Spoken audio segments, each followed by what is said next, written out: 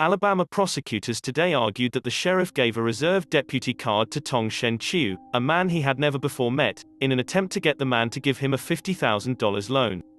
Sheriff Mike Blakely then sent inmates to work at a business Chiu co-owned with Brad Pullum, one of the sheriff's former employees.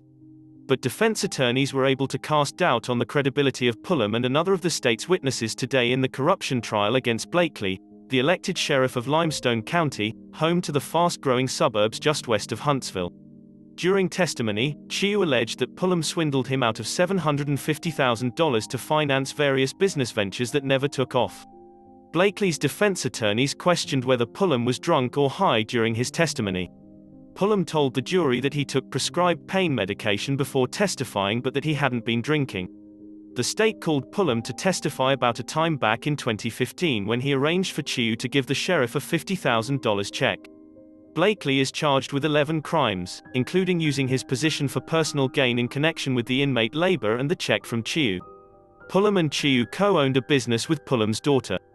Pullum testified that he started the business, called Higo, with hopes of opening a gun store and shooting range in Athens, and selling military equipment such as submarines and weapons, to the US government and Taiwan. Pullum also has a real estate business, and back in August of 2015, he got the contract to sell a home that Blakely inherited from his late parents.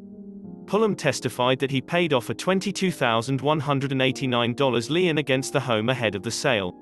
Pullum testified that Blakely told him, "My ass is in a sling. I need to get rid of that house." Pullum told the jury that Blakely owed money to another man, Paul Anderson, who goes by the nickname Tall Paul.